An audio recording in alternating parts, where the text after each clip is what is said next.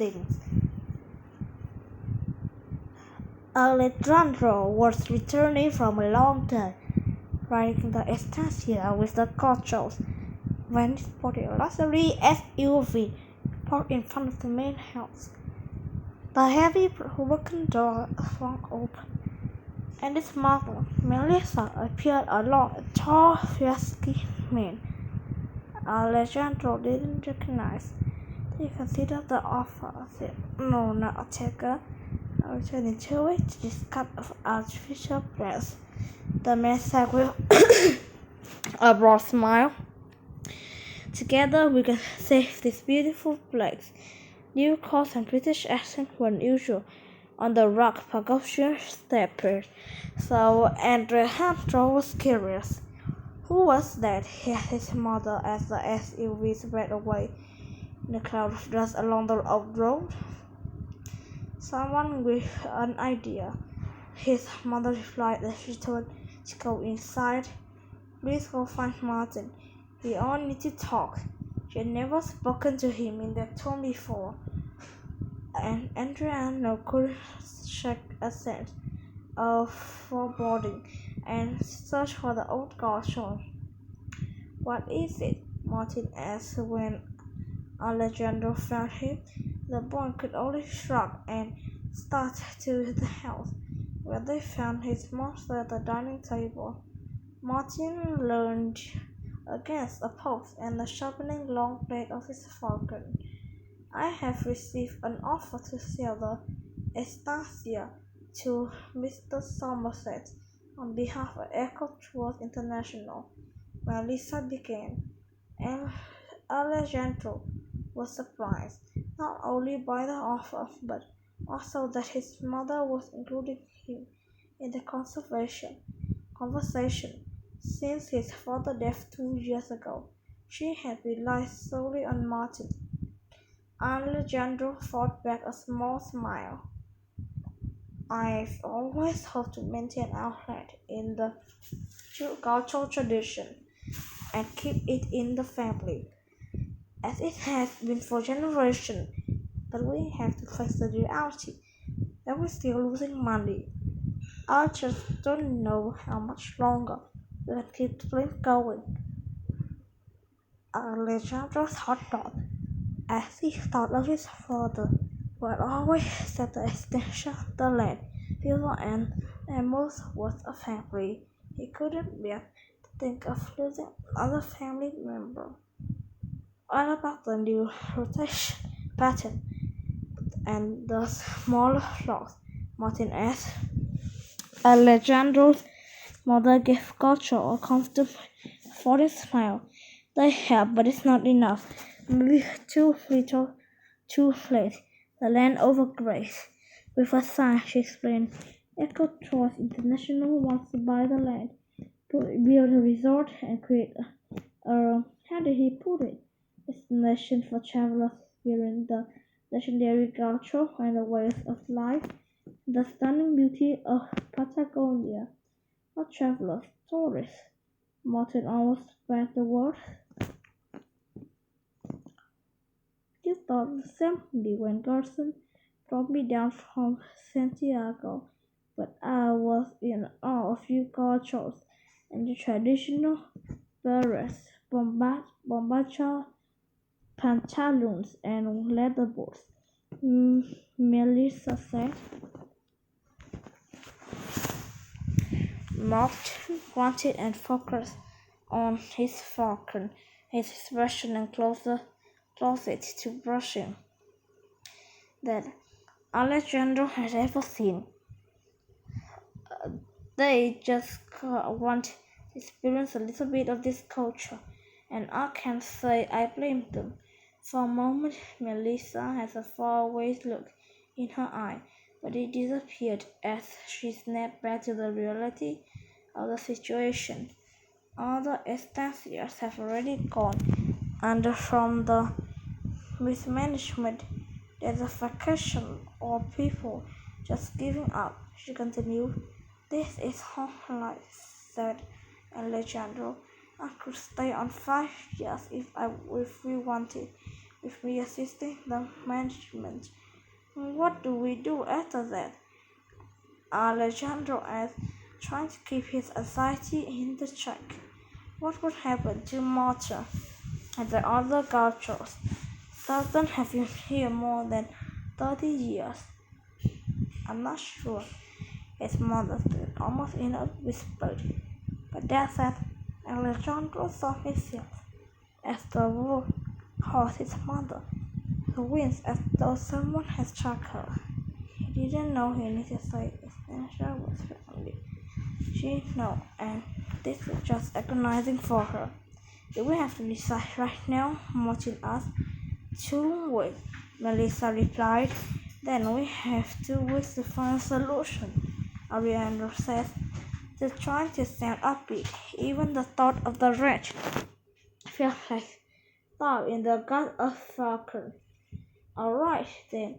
Martin's expression was unreadable. He read his plate. Don't be late tomorrow, Alejandro. When the grizzled man was gone, Melissa stood and went to the kitchen, somehow looking over to Alejandro. What figured this out, Mama? He said. The next few days were filled with the hardest work Alejandro has ever done. He saddled horses, shadowed sheep and fixed fencing, and hauled freight. He befriended an old sheepdog named Lucinda that followed him around the long-lost sister in the hot afternoons. He would listen to the gauchos sing and tell stories while passing around meat prepared and over a small fire. In the evening, he would sit with his mother, who would ask, "What did you learn today?" Alejandro exactly told her everything. When he was done, the fatigue could creep back into his body, and a well of sorrow could begin to fill his heart. When his mother asked a question, what he said all he has learned is how to say them. All this horribly are certainly lost.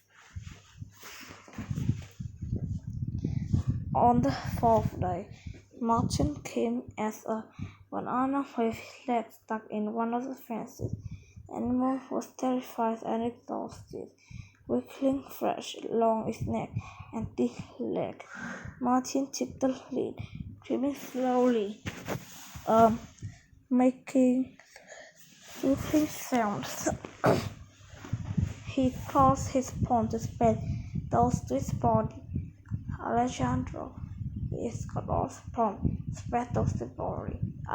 Alejandro did his best to imitate the old culture's demeanor for a few steps behind.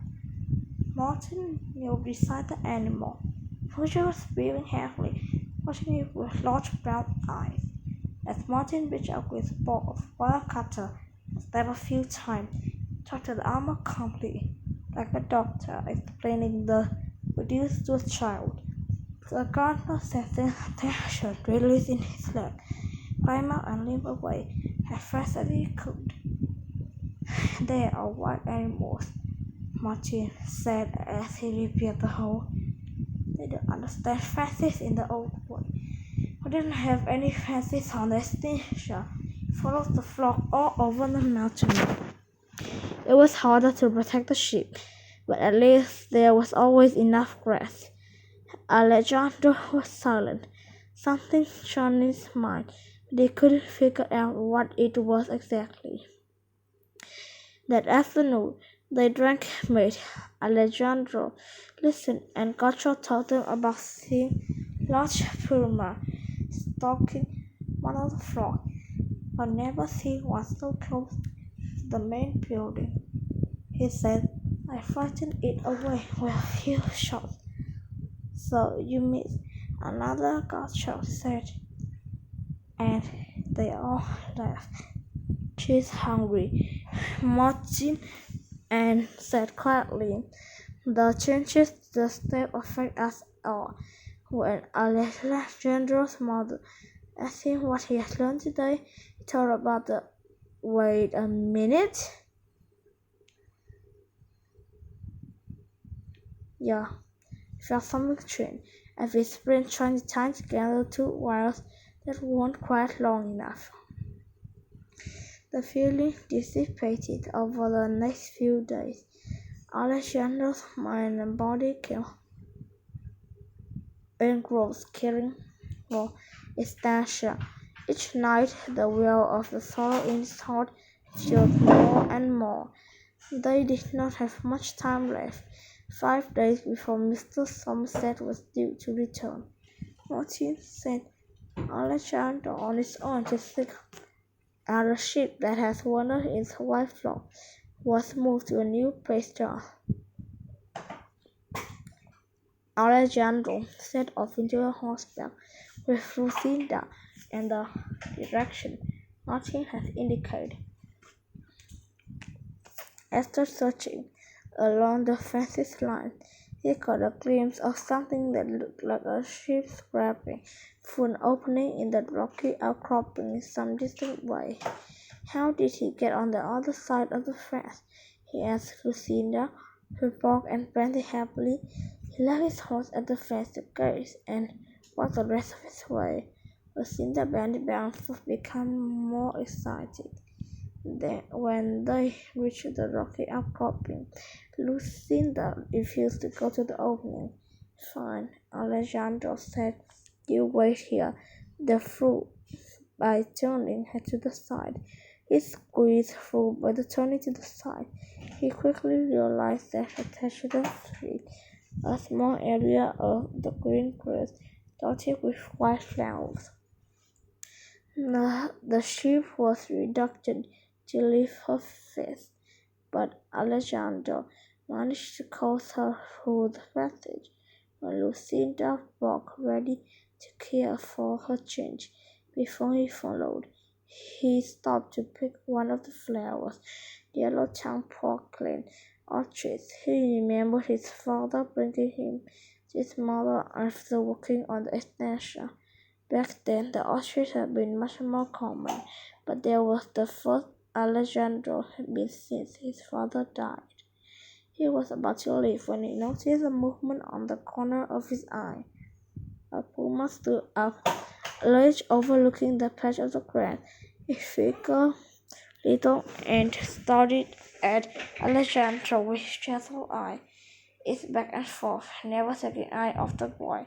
Alejandro returned the hunter gaze, clenching his antlered hand like a weapon, slowly backing toward the opening. Then, as if resigning itself to something, the cat lay down with a low grunt, its eyes lazily half closing. I almost felt sorry for the beast. He had been stalking the sheep and was ready to mew, but he had wounded. He squeezed his way through the tunnel as quickly as he could, not waiting to find out Puma was willing to attack a human. Cinderella had held the sheep to the fence with the horse gazed. Alejandro felt comforted by the sight he had made a way to the animal, but his horse still thundered in his chest. Placing the flower in his mouth and taking a deep breath, he lifted the bleating sheep and then taking back over the fence. On the other side, looking back at the rock, really hit the puma and Arches finally felt safe again. Alejandro climbed into the saddle and nudged his horse forward, but he couldn't push the pasture and puma from the mind. They were wild and strong and healthy. The extension was no longer a place for wild, but instead it land control, supervise and manage. The fence had to protect him, just as it would protect the sheep. The fence was also the problem. It was giving the sheep the rich pasture beyond. Alejandro imagined an extension with no fences. Some of the sheep might fall into the victim to predator, like the puma, but the flocks, as a whole, could herd the sheep toward the flock far in the distance. He realized that he could tell his mother he had truly learned something today. Alejandro urged his horse to gallop. He had to talk with Martin and other gauchos. It was time to return the old way. They could fix this. There was still time. Good job.